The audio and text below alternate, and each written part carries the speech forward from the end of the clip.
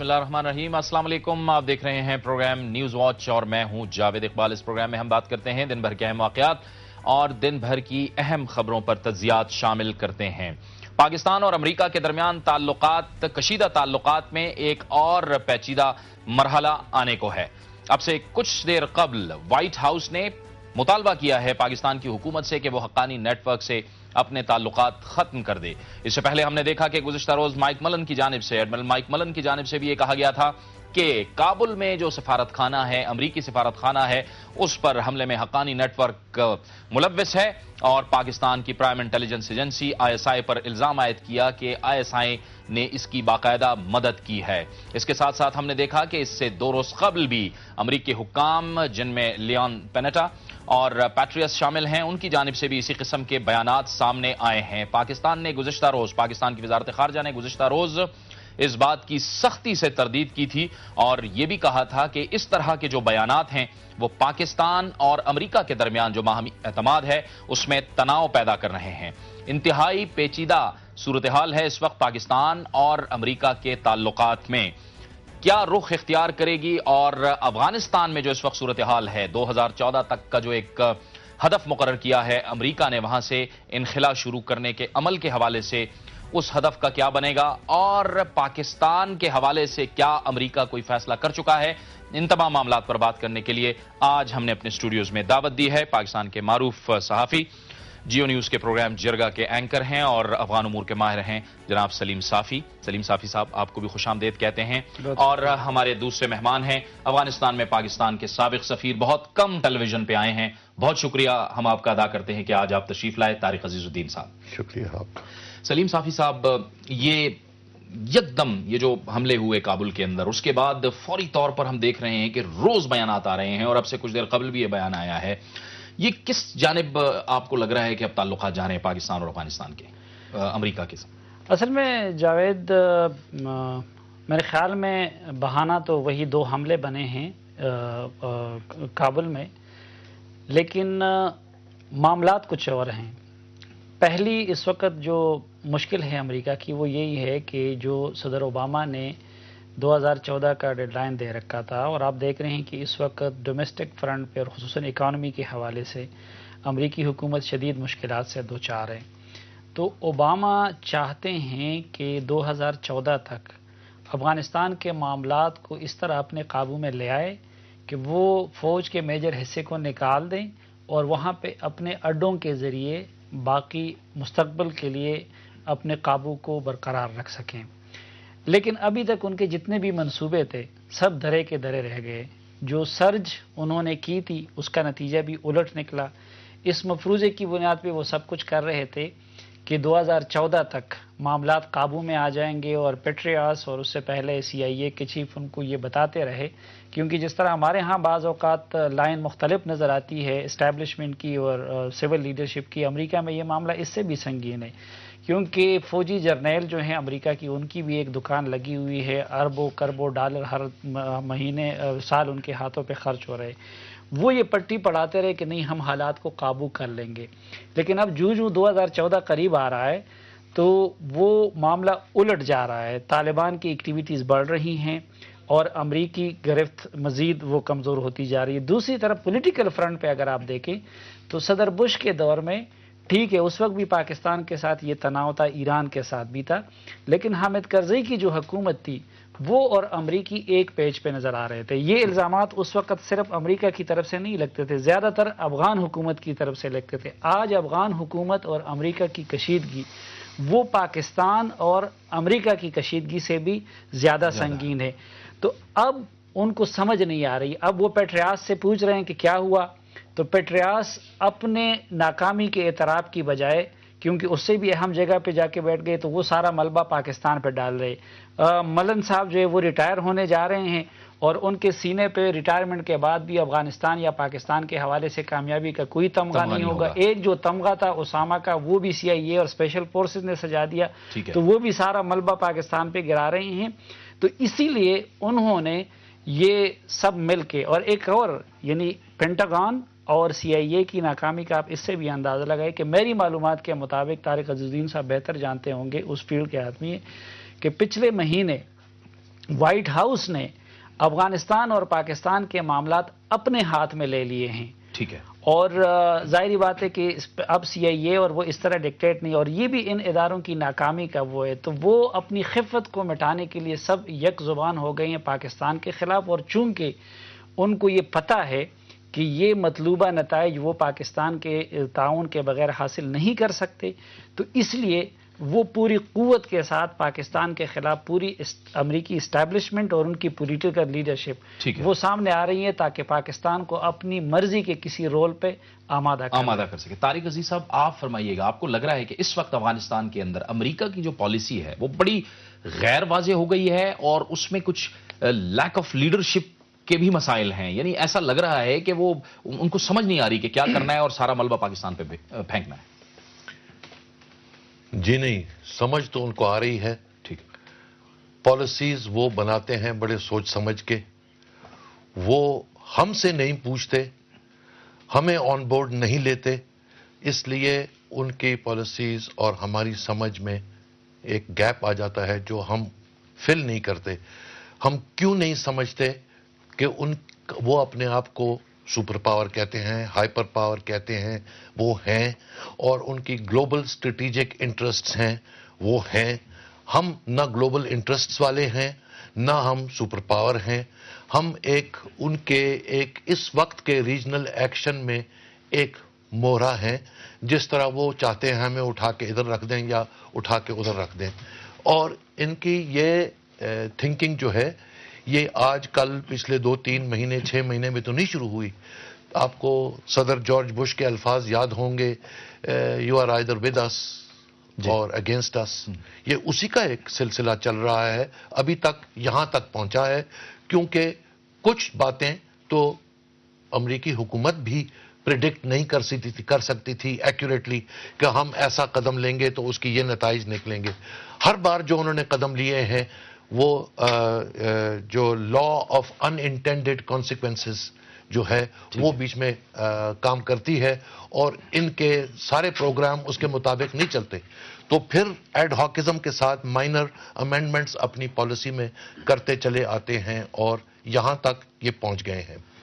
اب یہاں تک پہنچنے کے بعد کیا انہوں نے کرنا ہے، یہ ہم پر لازم ہے کہ ہم 24 گھنٹے تھنکنگ کیپس سر پہ رکھیں اور سوچیں کہ ان کا اگلا موو کیا ہو سکتا ہے.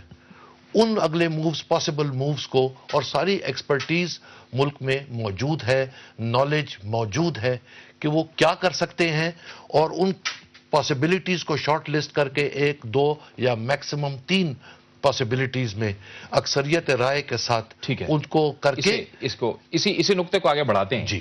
لیکن 50 سیکنڈ ہے بریک میں. سلیم صاحب، میران شاہ پہ نظر ہے. یہ کہتے ہیں کہ میران شاہ اور اسلام آباد پہ ہماری نظر ہے. میران شاہ اور کابل کے درمیان تو 200-190 کلومیٹر کا راستہ ہے. اس میں خوست بھی ہے، اس میں لوگر بھی ہے، اس میں پکتیا بھی ہے. حقانی نیٹ ورک کیسے وہاں سے گزر کے چلا جاتا ہے؟ یہ تو وہ علاقے ہیں جہاں پہ بڑی ایکٹیو پریزنس ہے امریکن کی. نہیں، ایک تو یہ کہ یہ جو آنا جانا ہوتا ہے یہ اس طرح نہیں ہوتا. افغانستان میں طارق عزیز الدین صاحب وہاں رہے ہیں، وہاں کے حالات کو جانتے ہیں کہ کوئی یہاں سے پورا قافلہ روانہ ہو جاتا ہے اور وہ وہاں تک چلا جاتا ہے.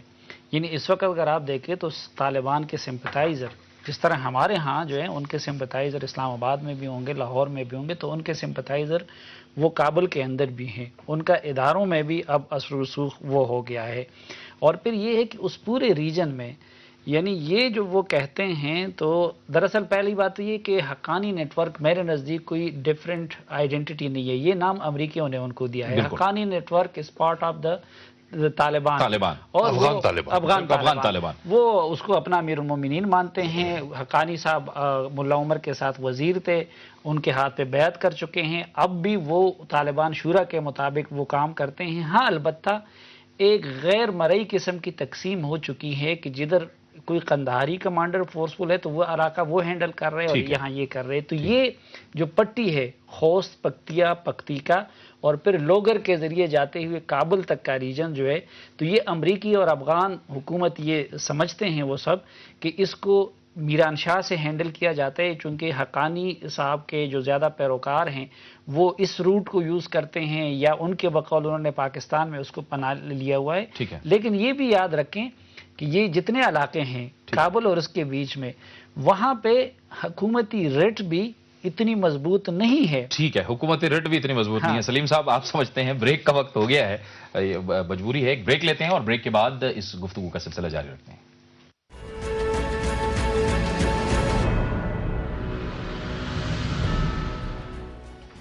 پروگرام نیوز واچ میں ناظرین ایک بار پھر آپ کو خوش آمدید کہتے ہیں۔ امریکہ پاکستان سے مزید کارروائی ڈو مور کا مطالبہ کر رہا ہے اور پاکستان پر آئے دن الزامات در الزامات لگا رہا ہے۔ اس پر گفتگو کا سلسلہ جاری ہے۔ ہمارے ساتھ موجود ہیں افغانستان میں پاکستان کے سابق سفیر طارق عزیز الدین اور جناب سلیم صافی۔ طارق صاحب، یہ آپ کو لگ رہا ہے کہ یہ اس طرح کی اگر الزامات لگ رہے ہیں تو اس کا مطلب تو یہ ہوا کہ ہارڈ لائنرز ایک بار پھر امریکہ کے اندر ان کے ہاتھ میں افغانستان کی پالیسی آ رہی ہے، اور اب یہ اوباما کے اس پالیسی کے خلاف ہی کچھ لگ رہا ہے کہ اوباما چاہتے ہیں کہ وہ جلد از جلد یہاں سے نکلیں، اور یہ لوگ چاہتے ہیں کہ نہیں، اس سلسلے کو بڑھایا جائے۔ جب صدر اوباما الیکشن کیمپین کر رہے تھے تو انہوں نے کہا تھا کہ وہ امریکہ میں میجر تبدیلی لائیں گے۔ پھر جب وہ الیکشن جیت گئے تو انہوں نے کہا کہ اب میں تبدیلی لانا چاہتا ہوں۔ تو ہارڈ لائنرز نے ان کو کہا بس مسٹر پریزیڈنٹ، جو تبدیلی آنی تھی امریکہ میں وہ آ گئی، سفید سے سیاہ فام ابھی صدر امریکہ بن گیا ہے، یہ تبدیلی ہے، اس کے بعد کوئی تبدیلیاں نہیں آنی۔ تو وہی جو ایک پاور سینٹر جو اسٹیبلشمنٹ کہلاتا ہے پاکستان میں، وہی اسٹیبلشمنٹ امریکہ میں ابھی بھی بہت اثر و رسوخ رکھتا ہے، اور صدر بش کے کئی پالیسیز آپ دیکھتے ہیں کہ وہ ابھی تک فالو کیے جا رہے ہیں۔ صدر بش کا ڈیفنس سیکرٹری ابھی تک چند دنوں تک پہلے تک تھا، اور ڈیفنس کا ہی سارا کام ہے، چاہے وہ عراق ہو چاہے افغانستان ہو۔ اب ان کا CIA چیف جو ہے وہ ڈیفنس سیکرٹری بن گیا ہے۔ تو چینجز آئی بھی ہیں اور نہیں آئی ہیں۔ تو ہارڈ لائنرز نے دوبارہ نہیں سنبھالا۔ ہارڈ لائنرز جو ہیں وہ اپنا ایک ایجنڈا فالو کرتے رہتے ہیں۔ صدر اوباما نئے صدر بنے تھے، 2 سال انہوں نے صدارت کی، اب تیسرا سال بھی ختم ہو رہا ہے، اور الیکشن ایئر پھر کیمپین ایئر آنے والا ہے۔ اس میں اکانومی کی حالت بہت خستہ ہے۔ ملیٹریلی انہوں نے کوئی ایسی کوئی خاصیت، کوئی کمال نہیں دکھا سکے ابھی تک، اور کیا دکھائیں گے الیکٹریٹ کو کہ انہوں نے کیا کیا ہے۔ الیکٹریٹ ڈرا ڈاؤن سے، سرج کو واپس لینے سے، جولائی 2011 سے جو لوگ واپس، ان کے ٹروپس واپس چلنے شروع ہوئے ہیں، اس سے الیکٹریٹ زیادہ امپریس نہیں ہوئی ہے۔ تو ان کے انتخابی پراسپیکٹس جو ہیں وہ اتنے زیادہ روشن نہیں ہیں۔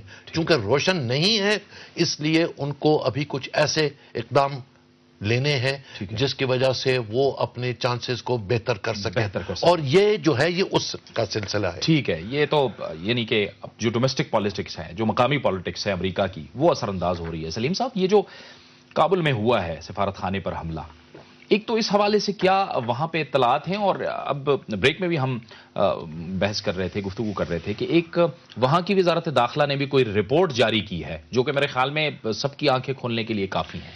نہیں، اصل میں وہ جس رپورٹ کی ہم بات کر رہے تھے، تو اگر آپ کو یاد ہو تو 1 ہفتہ پہلے وہ افغانستان جب میں نے وزٹ کیا تھا تو اس میں تمام صوبوں کی کچھ تو میں نے اپنی ریسرچ کی تھی، اور مجھے ایک رپورٹ مل گئی تھی جو افغان وزارت داخلہ نے تیار کی ہے۔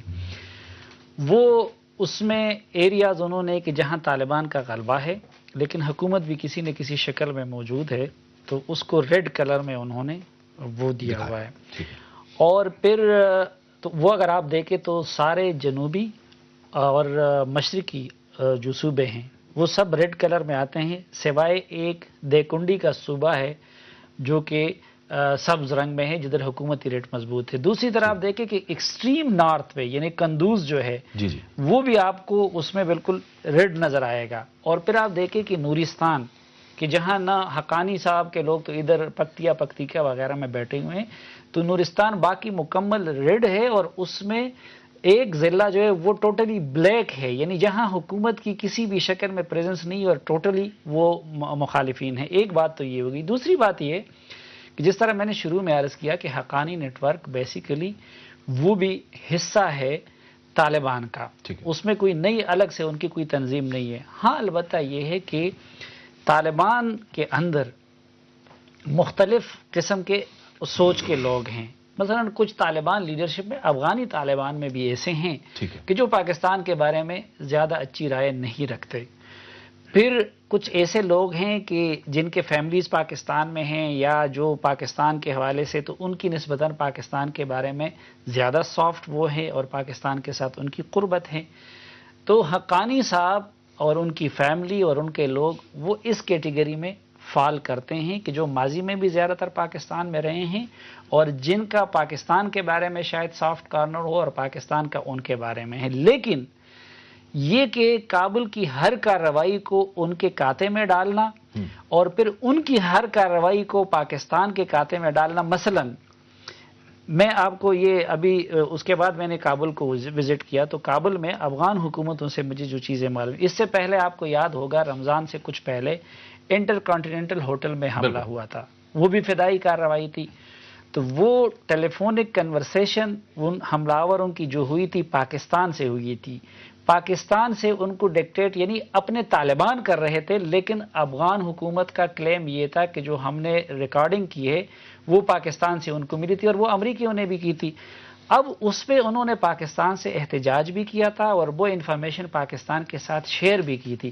اب آپ مجھے بتائیے کہ ابھی اس حوالے سے پاکستان کی صفائیاں جاری تھی تو پاکستان کیا یہ رسک لے سکتا تھا یا ایسا ہی یہ رسک لے سکتی تھی کہ اس کے ایک مہینے بعد کابل میں امریکی سفارت خانے پہ کارروائی ہو رہی ہے تو وہ ٹیلی فون پہ ان کو ڈکٹیٹ کرے اور آئی کے لوگ ڈکٹیٹ کرے کہ آپ ادھر حملہ کرے. اور ایک اور بھی آپ کو میں دے رہا ہوں اس وقت یہ چیز کہ جس وقت کابل ایمبیسی پہ یہ حملہ ہو رہا تھا ہمارے پاکستان کے جو افغانستان میں سفیر ہے وہ اس وقت کابل ایمبیسی کے اندر ایک میٹنگ میں مصروف تھے. اچھا، محمد صادق صاحب وہاں تو اب کیا آئی جو ہے وہ اپنے ایمبیسڈر کو بھی مروانا چاہتی تھی. ٹھیک ہے. تو یہ اب میں نے آپ کو بتا دیا کہ اس تناظر میں اصل میں امریکی اس وقت یہ سارے معاملے کو اٹھا رہے ہیں اور حقانی نیٹ ورک کو اور پھر حقانی نیٹ ورک کے ساتھ پاکستان کے انٹیلیجنس کے روابط کو مبینہ ان کو پاکستان پہ پریشر کے لیے استعمال کر رہے ہیں تاکہ وہ افغانستان کے فیوچر کے حوالے سے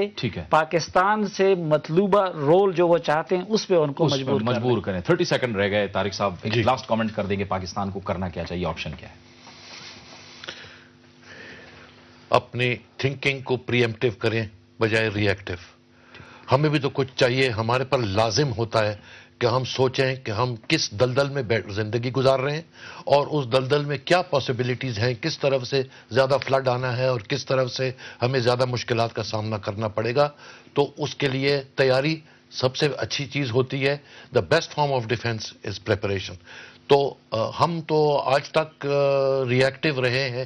ہمارے سر پر جب پانی گزر جاتا ہے پھر ہمیں خیال آتا ہے کہ اوہو یہ تو اب یہ ہو گیا، تو اب کیا کرنا چاہیے. کیا کرنا چاہیے کا سوال جو ہے ہمیں کانسٹنٹلی، جیسے میں نے شروع میں عرض کیا تھا کہ تھنکنگ ہیٹس پہن کے اور کانسٹنٹلی سوچیں کہ اس کیا اگلے 10 دن میں، اگلے 30 دن میں، اگلے 6 مہینے میں، اگلے 1 سال میں کیا کس طرف اٹھ بیٹھے گا اور اس کے مطابق ہمیں اپنے آپ کو ایڈجسٹ کرنا چاہیے. بہت شکریہ، بہت بہت شکریہ طارق عزیز الدین صاحب، افغانستان میں پاکستان کے سابق سفیر، اور بہت بہت شکریہ سلیم صافی صاحب، افغان امور کے ماہر اور سینئر صحافی. آپ لوگوں نے ہمیں جوائن کیا اور اس اہم موضوع پر گفتگو کی. پاکستان کو پالیسیز بنانا ہوں گی لیکن پاکستان کو سوچ سمجھ کر اور دوراندیشی کو ذہن میں رکھتے ہوئے پالیسی بنانی ہوگی تاکہ ملکی مفادات پہ کسی قسم کا کوئی سودا نہ کیا جا سکے. وقت ہوا چاہتا ہے ایک بریک کا، اور بریک کے بعد ہم آپ کو بتائیں گے کہ کچھ روز قبل ہم نے متروکہ وقف املاک بورڈ کے حوالے سے ایک سکینڈل اس پروگرام کے ذریعے سے ہم منظر عام پر لائے تھے، اس میں کیا اپڈیٹس ہیں، اور اب وزیر اعظم کی انسپیکشن کمیشن کا اس بارے میں، اس رپورٹ کے حوالے سے اور سکینڈل کے حوالے سے کیا نئی تجاویز سامنے آئی ہیں اور کیا اس کا خلاصہ ہے، یہ ہم آپ کو بتائیں گے ایک بریک کے بعد.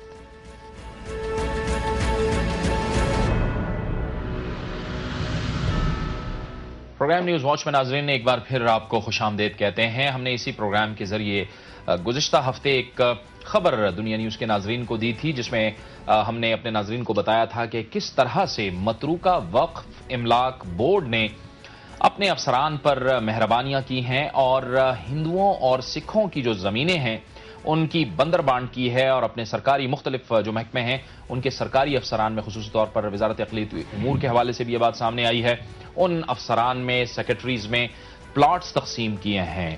یہ وہ جگہیں تھیں، یعنی یہ وہ زمینیں تھیں جو کہ ظاہر ہے کہ تقسیم پاکستان کے وقت اس وقت کے جو دو وزرائے اعظم تھے پاکستان اور ہندوستان کے، ان کے درمیان یہ معاہدہ طے پایا تھا تاکہ ان زمینوں کو، یعنی ان زمینوں کی حفاظت کے لیے، یہ وہ زمینیں تھیں جو کہ اقلیتوں کے لیے، ان کی بہتری کے لیے، ان کی فلاح و بہبود کے لیے استعمال ہو سکتی تھیں. ان کے لیے ایک بورڈ بنایا گیا تھا اور اب یہ سلسلہ جاری ہے کہ اس کی کس طرح سے بندر بانٹ کی گئی ہے گزشتہ کئی سالوں میں، گزشتہ کئی مہینوں میں، اور یہ سلسلہ اب بھی جاری ہے. اس حوالے سے ہم نے بارہا اپنے پروگرام کے ذریعے سے بھی کہا تھا کہ اگر چیئرمین متروکہ وقف املاک بورڈ ہمارے پروگرام میں آ کر اپنا موقف بتانا چاہتے ہیں تو وہ ضرور بتائیں. اس حوالے سے ایک کمیٹی بھی قائم کی گئی تھی جس کی سربراہی ڈپٹی اسپیکر قومی اسمبلی فیصل کنڈی کر رہے تھے، اور ان کی بھی جو سلسلہ ہے، اس کمیٹی کا سلسلہ ہے، وہ بھی جاری ہے. لیکن اس کے ساتھ ساتھ آج ہم اپنے اسی پروگرام کے ذریعے سے آپ کو ایک اور خبر بھی دیں گے متروکہ وقف املاک بورڈ کے حوالے سے. لیکن اس دوران جو اس میں ایک اہم ڈیولپمنٹ ہوئی ہے، ایک اہم پیش رفت ہوئی ہے، وہ یہ ہوئی ہے کہ یہ خبر دی تھی دنیا نیوز کے ایڈیٹر انویسٹیگیشن جناب رؤوف کلاسرا نے، جو اس وقت ہمارے ساتھ اسٹوڈیوز میں موجود ہیں. اس خبر کے بعد جو ایک پیش رفت ہوئی ہے وہ یہ ہوئی ہے کہ متروکہ وقف املاک بورڈ کے چیئرمین سید آصف ہاشمی صاحب کی جانب سے رؤوف کلاسرا صاحب کو ایک لیگل نوٹس دیا گیا ہے. رؤوف کلاسرا صاحب، ایک بار پھر آپ کو خوش آمدید کہتے ہیں. یہ جو نوٹس دیا گیا ہے اس میں بڑی دلچسپ باتیں ہیں. آپ تو فوری طور پہ ایک تو معافی مانگیں، اور دوسرا اس طرح کے بیانات، اس طرح کے الزامات آپ دوبارہ پروگرام میں نہیں لگائیں گے، اور آپ کو 1 لاکھ روپے بھی جمع کرنا ہوگا وزیر اعظم کے فلڈ فنڈ میں، جو سیلاب کا فنڈ ہے. تو آپ معافی مانگیں گے؟ یہ بڑی ایک طرح کا لافبل میرا خیال ہے کہ ان کا وہ ہے لیگل نوٹس ہے، اور جو ان کے وکیل ہیں انہیں شاید میرا خیال لیگل نوٹس بنانا بھی نہیں ہوتا. ہو سکتا ہے مفت میں بنا کے دیا، اور لہٰذا اس طرح کا لیگل نوٹس بھیجا گیا کہ انہیں طریقہ کار کا پتہ بھی نہیں کہ لیگل نوٹس اگر کسی کو بھیجنا ہے تو کس طریقے کا بھیجا جاتا ہے. جہاں تک معافی کا تعلق ہے، بڑے انٹرسٹنگ، جیسے آپ نے کہا کہ جس پہ ہنسی آتی ہے جو شرائط انہوں نے رکھی ہیں، یہ کوئی پہلا اور آخری لیگل نوٹس نہیں ہے. میں نے ڈان میں کام کیا، نیوز میں کیا، اور اس ایکسپریس گروپ میں کیا، کہ ٹوٹل جو مجھے اب تک ملے تھے وہ 45 کے قریب لیگل یہ نوٹسز مجھے مل چکے ہیں. یہ 46 ہے، اور آج تک کسی ایک کو بھی ضرورت نہیں ہوئی کہ عدالت میں جا کے مجھے لے جائے، سمن بھیجے، وہ نوٹس نہ بھیجے، سمن بھیجے، تاکہ عدالتی کارروائی شروع ہو اور وہاں پہ جھوٹے سچے کا آ کے کام کیا جائے. اس لیے میں ہاشمی صاحب سے ریکویسٹ کروں گا کہ اس طرح کے یہ لافبل اور مذاکرانہ سٹائل کے نوٹسز بھیجنے کی بجائے کہ آپ لاکھ روپیہ وزیر اعظم کے اس میں دیں، ریلیف فنڈ میں دیں، آپ ہم مجھ سے لکھ کے معافی مانگیں کہ آئندہ نہیں کریں گے، اس طرح کی چیزیں. ایک اور چیز میں اس میں بتاتا چلوں کہ اس وقت سپریم کورٹ آف پاکستان میں ان کی کرپشن پہ، irregularities پہ سو موٹو لیا ہوا ہے chief justice of Pakistan Iftikhar Muhammad Chaudhry sahib نے. کراچی کی زمین تھی ان کے ایویکیو کی، اور 300 سے زیادہ انہوں نے کسی، یہ میرے خیال افریدی صاحب تھے، ان کو بیچی تھی. اس پہ سکینڈل سامنے آیا تھا، اور چیف جسٹس صاحب نے ان کو ایک طرح کا سمن کیا ہے، وہاں پہ پروسیڈنگ پینڈنگ ہے. تو میں یہ ریکویسٹ کرتا ہوں چیف جسٹس آف پاکستان صاحب سے کہ وہ مجھے بھی بلا لیں اس نوٹس کے بعد. اور یہ ہاشمی صاحب تو پہلے ہی وہاں پہ پیش ہو رہے ہیں، دودھ کا دودھ، پانی کا پانی وہاں پہ کھڑا ہو جائے گا. اور ان کے لیے ایک اور میری ایک دوستانہ ایڈوائس ہوگی. لاسٹ ٹائم جب میں نے اس LNG کا سکینڈل کیا تھا $20 بلین کا، اور چیف جسٹس آف پاکستان نے مجھے وہاں بلایا تھا، اور 1 مہینے کی پروسیڈنگ ہوئی تھی. جو میرے اگینسٹ وکیل تھے ان کے نام سننے والے ہیوی ویٹس جن کو انٹرنیشنل فارمز نے ہائر کیا تھا، حکومت پاکستان نے کیا تھا، وسیم سجا اس میں احسن ظفر صاحب تھے، اس میں حفیظ پیرزادہ صاحب تھے، اس میں علی ظفر صاحب تھے، انور منصور صاحب تھے. پینل تھا جو میرے خلاف وہاں سپریم کورٹ میں پیش ہوا تھا کہ رؤوف کو جھوٹا کرنا ہے اور اس کو سزا دلوانی ہے. اللہ نے بڑی عزت رکھی، مہربانی کی عدالتوں کے ججز نے، اور وہاں چیف جسٹس صاحب نے بڑا پورے کیس کو دیکھا، اور $20 بلین کا جو سکینڈل میں نے بریک کیا تھا، خدا نے عزت بخشی، اس میں کلیئرلی میرا پوائنٹ آف ویو انہوں نے آ کے اپہیلڈ کیا. اس لیے میرا خیال ہے وہ مثال ہے، گھوڑا بھی حاضر ہے، میدان بھی ہے، تلوار بھی ہے. تو اس میں حرج والی کون سی بات ہے؟ ہاشمی صاحب سے میں اس کے ذریعے، پروگرام کے ذریعے ان سے یہ ریکویسٹ کرتا ہوں کہ نوٹس اس طرح کے یہ ہنسی مذاق والے نہ بھیجیں، وہ مجھے لے کے جائیں سپریم کورٹ آف پاکستان میں، جہاں ان کے خلاف ان کی کرپشن پہ اس وقت یہ پروسیڈنگ چل رہی ہے سو موٹو کی. تو وہاں جو آرگومنٹس ہے وہاں پہ بیٹھ کے بات کر لیں گے. پاکستان کے اداروں کے اندر اگر اس طرح کی غیر ذمہ داری کے واقعات ہوتے رہے تو ہم تو ایک کی بات کر رہے ہوتے ہیں، پھر اتنے میں ایک اور سکینڈل نکل آ جاتا ہے. یہ اس طرح کی اگر بندر بانٹ جاری ہو تو پھر ہم کس طرف جائیں گے؟ ان کو کوئی پوچھنے والا نہیں ہے؟ ان کے اوپر کوئی نہیں ہے؟ یہ متروکہ وقف املاک بورڈ کے چیئرمین صاحب سے کوئی پوچھنے والا نہیں ہے؟ میں یہ سمجھتا ہوں، میں تھوڑا سی میری بات ہو سکتا ہے تلخ ہو جائے معذرت کے ساتھ، کہ اگر کوئی پاکستان میں اس وقت کوئی ڈیفیکٹو وہ پرائم منسٹر ہے، جو پرائم منسٹر کی پاورز یوز کر رہے ہیں، وہ آصف ہاشمی صاحب کر رہے ہیں، ان کے کلاؤڈ کا اور ان کی پاور کا میں تھوڑا سا آپ کو آئیڈیا دیتا جاؤں، اینڈ آئی ہوپ کہ اس کے بعد مجھے دوسرا لیگل نوٹس بھی بھیجیں گے، کہ جب ابھی وہاں پہ پرائم منسٹر صاحب نے امریکہ جانا تھا تو انہوں نے جو اپنا وفد بنایا تھا 80 کے قریب جو لوگ تھے، اس میں کوئی 13 کے قریب میڈیا کے لوگ بھی تھے، آصف ہاشمی صاحب چاہتے تھے کہ مجھے بھی ساتھ لے کے جائیں۔ اچھا، اب گیلانی صاحب کے سٹاف کے لیے مسئلہ بن گیا پروٹوکول کے لیے کہ آپ کو کس ہم اس میں کیپیسٹی میں یہاں پہ لے کے جائیں، آپ تو اس کے متروکہ بورڈ کے آپ وہ چیئرمین ہیں۔ اچھا، امریکہ کے ساتھ تو ہمارے متروکہ والے کوئی مسائل نہیں، انڈیا کے ساتھ تو ہیں، چلو تو یہ حل نکالا گیا کہ ہاشمی صاحب کو ایز اے میڈیا پرسن شو کر کے انہوں نے ان کا نام لسٹ میں ڈالا۔ صحافی کی حیثیت سے؟ یہ چیئرمین، یہ صحافی بن گئے؟ یہ اب آپ پہ ڈیپینڈ کرتا ہے کہ کون سا رول ہاشمی صاحب نے لینا ہے۔ جب انہوں نے دورے پہ جانا ہو تو یہ صحافی بن گئے، جب انہوں نے یہاں پہ بندر بانٹ کرنی ہو اور اس طرح کی چیزیں ریگولرٹی سامنے آ رہی ہیں تو اس وقت چیئرمین بن جاتے ہیں۔ آپ نے جو پہلا سوال کیا تو بڑا خوبصورت ہے کہ جب آپ کا لنکس آپ کے بڑے پاورفل لوگوں سے ہوں، جو آپ کو پروٹیکشن دے رہے ہوں، جو آپ کے ساتھ ملے ہوئے ہوں، اور یہاں تک تھا ایک سٹیج پہ کہ یہ گورنر یہ پنجاب بننے کے لیے بھی لابنگ کر رہے تھے جب سلمان تصیر صاحب کا آیا ہوا تھا۔ اس طرح کے لوگ اپنے آپ کو اباو دا لا سمجھتے ہیں، اور یہ جو ایفرٹ کی جاتی ہے اس کا مقصد یہ ہوتا ہے کہ اگر کوئی ہماری irregularities پہ، ہمارے ان پہ ایکٹس پہ کوئی بات کرنا چاہتا ہے، نوٹس بھیج کے خوف زدہ کر لیا جائے گا اور یہ لوگ رک جائیں گے، ہمارے خلاف بات نہیں کریں گے۔ اور انسٹیٹیوشنلائز قسم کی جو کرپشن ہو رہی ہے، ابھی جیسے آپ نے اپنے پروگرام میں کہا ہے کہ اس کے بعد آپ نے بریک کے بعد جو ایک نیا سکینڈل آپ نے بریک کرنا ہے جس کی ڈیٹیل ہم اگلے اس میں حصے میں دیں گے، آپ کو اندازہ ہوگا کہ ایک آصف ہاشمی صاحب جو ہیں وہ پورے ملک سے نہیں سنبھالے جا رہے، اتنی ان پہ لمبی لسٹ ہے جو بھی آپ تھوڑی دیر بعد خود پڑھیں گے، اور جو الزامات ان پہ لگے ہیں، اور جو الزامات آپ اور میں نے نہیں لگے، یا ہم یہ ڈیٹیل سے بتائیں گے کس نے لگے ہیں، اور انکوائری جو ہوئی ہیں وہ آپ اور میں نے نہیں کی، سپریم کورٹ نے ان کو سمن کے آپ اور میں نے نہیں کیا، بلکہ میں تو سجیسٹ کروں گا جتنی ان کی شان میں آپ اور میں شاید گستاخی کر بیٹھے ہیں، ایک اس طرح کا لیگل نوٹس انہیں یہ چیف جسٹس آف پاکستان صاحب کو بھیج دینا چاہیے کہ جناب آپ کو کیسے جرات ہوگی کہ آپ نے سو موٹو لے لیا ہے۔ اچھا، کیوں میں تو اتنا پوتر ہوں، نیک ہوں، یہ ہندوؤں کی زمینیں تھیں، سکھوں کی زمینیں تھیں، مائنارٹیز کے لیے زمینیں تھیں، آپ کو اگر کسٹوڈین لگایا گیا تھا، آپ کو چاہیے تھا اس ملک میں ہمارے ہندو ہیں، ہمارے سکھ بھائی ہیں، وہ ڈپریشن کا شکار ہیں، ان کی بھی ریکوائرمنٹ ہے، وہ بھی اس ملک کے برابر کے شہری ہیں، ان کی فلاح کے لیے کرتے۔ آپ نے اٹھ کے 500 پلاٹ جو ہیں سکھوں اور زمین اور ہندوؤں کی زمینوں کو اپنے پلاٹ بانٹ کے 500 اپنے ملازمین میں بانٹ دیتے ہیں۔ ٹھیک ہے، بڑا دلچسپ نقطہ اٹھایا رؤف کلاسرا صاحب نے۔ وہ کہتے ہیں کہ چیئرمین متروکہ وقف املاک بورڈ کو چاہیے کہ وہ ایک جناب چیف جسٹس آف پاکستان کو بھی ایک لیگل نوٹس بھیج دیں کہ انہوں نے کیوں سو موٹو ایکشن لیا ہوا ہے ان کی کرپشن کے حوالے سے، مبینہ کرپشن کے حوالے سے۔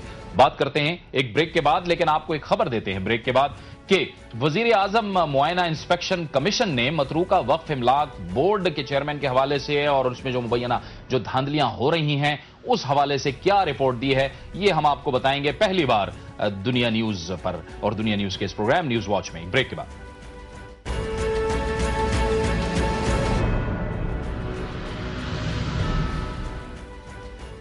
پروگرام نیوز واچ میں ناظرین ایک بار پھر آپ کو خوش آمدید کہتے ہیں۔ بریک سے پہلے ہم نے آپ کو بتایا تھا کہ ہم آپ کو اس پروگرام کے ذریعے سے خبر دیں گے، اور وہ خبر یہ تھی کہ متروکہ وقف املاک بورڈ کی کرپشن کے حوالے سے جب باتیں سامنے آئیں تو اس حوالے سے صدر آصف علی زرداری اور وزیر اعظم یوسف رضا گیلانی نے ایک کمیشن قائم کیا، یعنی وزیر اعظم انسپیکشن جو کمیشن تھا اس کو کہا گیا کہ وہ اس حوالے سے انکوائری کرے۔ اس کی جو ریکمنڈیشن سامنے آئی ہیں اس میں کہا گیا ہے کہ چیئرمین بورڈ جو ہیں ان کے ممبران کے ساتھ جو بورڈ کے ممبران ہیں ایک دوسرے سے اختلافات بہت شدید ہیں، جس کی وجہ سے یہ سنگین کرپشن کے الزامات سامنے آئے ہیں۔ وہ کہتے ہیں کہ چیئرمین آصف ہاشمی نے تمام اختیارات اپنے ہاتھ میں رکھ لیے ہیں، جس سے یہ سارے مسائل پیدا ہو رہے ہیں۔ اس کے ساتھ ساتھ ان کا یہ بھی کہنا تھا کہ وزارت اقلیتی امور کا متروکہ املاک بورڈ پر کوئی کنٹرول نہیں ہے اور چیئرمین وزارت کی نہیں سنتے، اہم معاملات اپنی وزارت کو بھیجے انہوں نے، لے کے بغیر بھیجے بغیر خود طے کر لیے، یعنی انہوں نے وزارت کو معاملات نہیں بھیجے اہم معاملات اور خود ہی طے کر لیے۔ اس کے ساتھ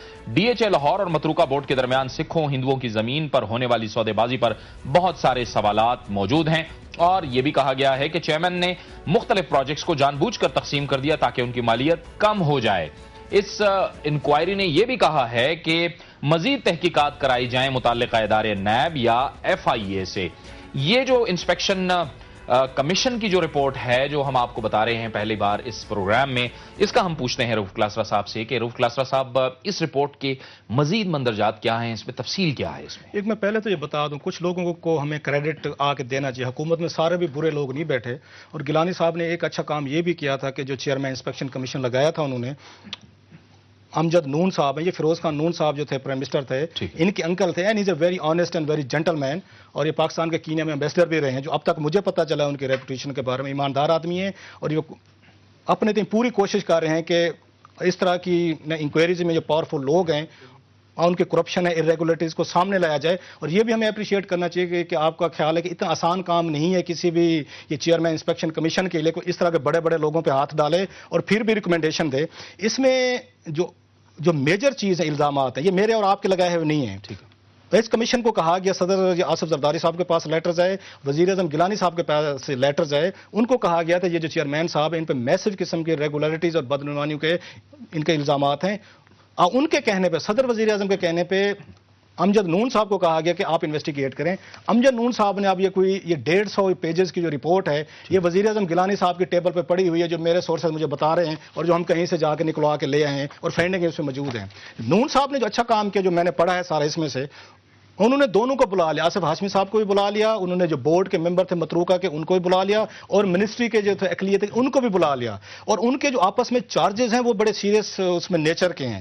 ان ممبران نے اور ان کی وزارت اقلیت نے جو ان پہ چارجز لگائے ہیں، وہ اس کی ڈیٹیل جو سب سے بڑی دی گئی، ایک تو انہوں نے کہا جی بڑا روڈ طریقہ ہے، بدتمیزی سے پیش آتے ہیں، اس کی جو فائنڈنگ ہے، اور پھر انہوں نے کہا کہ کراچی لاہور میں انہوں نے وہاں پہ کئی ڈیولپمنٹ اسکیم انہوں نے شروع کی، اور جس میں ان پہ الزامات لگائے گئے، یہ مبینہ طور پر، جس کا ڈینائی کیا بعد میں ہاشمی صاحب نے کہ انہوں نے پیسے ہیں ان ڈیولپمنٹ اسکیم کے، اب بعد میں یہ بھی ان پہ الزامات ہیں جو کہ اس رپورٹ میں حصہ ہیں کہ یہ فیلڈ کے تمام افران سے پیسے کھاتے ہیں، یہ بھی الزامات لگائے۔ اچھا، پھر ایک اور بڑا انہوں نے الزام لگایا کہ ہاشمی صاحب نے اسلام آباد میں پلازا تعمیر کیا، BVO ویسٹ تھا، عائشہ ڈگری کالج ہے، یہاں پہ مستری شاہ پلازا بنایا، لاہور میں کار پارکنگ بنائی، اور اس میں اربوں روپے کے فنڈز لگائے گئے، اور اس کے لیے کوئی انہوں نے منظوری وہاں سے نہیں لی۔ ان پہ وہ بھی الزامات لگائے کہ انہوں نے کمیشن کھائے ہیں۔ جو مین اس میں ان پہ جو الزامات ایک اور بڑا لگا، جس کی DHA کی بات کی، جس کو انڈین پارلیمنٹ میں بھی بڑا اس پہ انہوں نے وہ آ کے رولا مچا تھا، اس میں یہ کہا گیا کہ انہوں نے حکومت سے حقائق انہوں نے چھپائے ہیں، اور بغیر اپروول کے انہوں نے DHA کو جو یہ فوجیوں کی ایک ہاؤسنگ اسکیم ہے ان کو زمینیں الاٹ کی ہیں۔ اسی طرح انہوں نے گوجرانوالا، پاک پتن، لیا میں بہت ساری زمینیں لیز پہ انہوں نے مختلف ناموں میں آ کے کرائی ہیں۔ سنجرانی ٹاؤن کراچی میں ظفر اللہ فریدی کو زمین دی گئی ہے، جس پہ یہ سپریم کورٹ آف پاکستان میں اس وقت کیس چل رہا ہے۔ ٹھیک ہے، اور بھی ایک لمبی ڈیٹیل ہے، لارنس روڈ لاہور کا بھی اس میں ذکر ہے کہ اس پہ بھی لارنس روڈ جو لاہور کا فلیٹس کا ذکر ہے، جس میں وہ آپ نے لاسٹ ٹائم بھی کہا تھا کہ صحافیوں نے بھی وہاں پہ وہ لیے ہیں اپنے فلیٹس وغیرہ، ان کو بھی دیے گئے۔ 34 ایکڑ انہوں گردوارہ کی ایک یہ بی بی نانا کی لاہور کے قریب ایک گاؤں میں زمین تھی، وہ بیچی ہے۔ یہ میں اور آپ نہیں کہہ رہے، اگین یہ ساری ڈیٹیل اس انکوائری میں لکھی ہوئی ہیں، اس لیے ہاشمی صاحب اگر مجھے ایک اور یہ نوٹس بھیجیں تو یہ ذہن میں رکھیں کہ یہ پرائم منسٹر یہ انسپیکشن کمیشن میں موجود ہے۔ اب یہ چیزیں ہاشمی صاحب نے بھی ان پہ کاؤنٹر الزامات لگائے، ایک تو ڈینائی کیا، انہوں نے کہا جی کہ میں نے کوئی اس طرح کا غلط کام نہیں کیا، اور ایک اور بڑا سیریس الزام تھا منسٹری نے لگایا، اقلیتی امور نے، کہ ہاشمی صاحب ہمیں سمجھتے ہی کچھ نہیں ہے، وہ ڈائریکٹ پرائم منسٹر کے ساتھ ہیں، انہیں کے ساتھ آنا جانا ہے، کمیونیکیشن کرتے ہیں، درمیان میں ہماری کوئی اوقات نہیں ہے، اور کسی چیز کی منظوری نہیں لیتے۔ ایک اور بڑا سیریس الزامات کہ انہوں نے ایک لمٹ ہوتی ہے چیئرمین کی کہ اگر 2 کروڑ کا پروجیکٹ ہے، 3 کا تو چیئرمین کر سکتا ہے۔ ٹھیک ہے، انہوں نے 25 کے قریب پروجیکٹس کرنے تھے، ان کو ڈیوائڈ کر دیا انہوں نے۔ اچھا، ایک پروجیکٹ نہیں بنایا کہ اگر آپ ایک پروجیکٹ بناتے تو پھر آپ کی اپروول لینی پڑتی منسٹری سے یا حکومت پاکستان سے، انہوں نے مختلف کو چھوٹے چھوٹے اماؤنٹ میں کر کے خود ہی اپروول دے دی اور کسی سے پوچھنے کی نہیں کی۔ ہاشمی صاحب نے جو الزامات لگے منسٹری پہ، وہ کہتے تھے کہ وہ نہیں کر رہے، تعاون نہیں کرتے، یہ بہت سارے کام ہیں ہمارے وہ روک لیتے ہیں، PSDPA فنڈنگ ہے وہ نہیں کرتے۔ ایک اور بھی الزام تھا ان پہ کہ انہوں نے 2 سال سے آڈٹ نہیں ہونے دیا۔ اچھا، 2 سال سے آڈٹ ہی نہیں ہوا۔ میری ریکویسٹ ہوگی ایڈیٹر جنرل پاکستان سے نئے جو ہے بلند اختر رانا صاحب، ان کو چاہیے کہ آپ ان کا آڈٹ کریں۔ اگر اتنے الزامات سامنے آ رہے ہیں، سپریم کورٹ آف پاکستان میں کیس ہے، وہ اپنے آپ کو سچا سمجھتے ہیں، ہمیں لیگل نوٹسز آ رہے ہیں، ایک آڈٹ بھی تو ہونا چاہیے۔ آخر ایڈیٹر جنرل آف پاکستان کا کیا ہے؟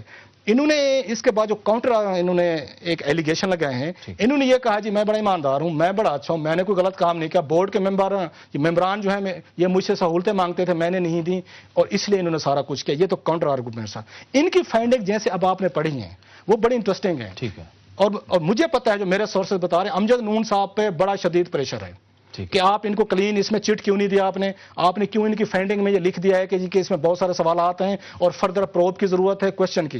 ये मैं रिक्वेस्ट करूंगा चीफ जस्टिस ऑफ पाकिस्तान साहब से कि ये रिपोर्ट मंगवाएं, इस रिपोर्ट को डंप करने की, इसको बदलने की, इसमें चेंजेस करने की कोशिशें हो रही हैं। और चीफ साहब को मेरा ख्याल पता नहीं है कि वजीर आजम इंस्पेक्शन कमीशन ने रिपोर्ट की है, जो सुओ मोटो उन्होंने कराची के लिए लिया हुआ है, वो तो एक केस है, इसमें 20 केस हैं जो कि उनके डॉक्यूमेंट्स के साथ हैं और चेयरमैन साहब ने दिए। और ये चीजें जो इल्जामात हैं ये कोई आम नेचर के नहीं है कि अगर आसिफ हाशमी साहब जो हैं वो अगर किसी बहुत बड़े पॉलिटिशियन के या अथॉरिटी के दोस्त भी हैं, इसका मतलब ये तो नहीं है कि आप इस तरीके का हिंदू सिखों की जमीनें हैं, आपने बंदर बांट शुरू कर दिए और उसमें से करोड़ों कमा रहे हैं। बहुत शुक्रिया रऊफ क्लासरा साहब। एक बार फिर प्रोग्राम का वक्त खत्म हो जाता है, लेकिन हम अपना ये फोरम पेश करते हैं सैयद आसिफ हाशमी साहब को भी, चेयरमैन मतरूका वक्फ इमलाक बोर्ड। अगर वो अपना मौकफ बयान करना चाहते हैं तो वो आए, हमारा फोरम उनके लिए हाजिर है। प्रोग्राम न्यूज वॉच से जावेद इकबाल को इजाजत दीजिए। अल्लाह हाफिज।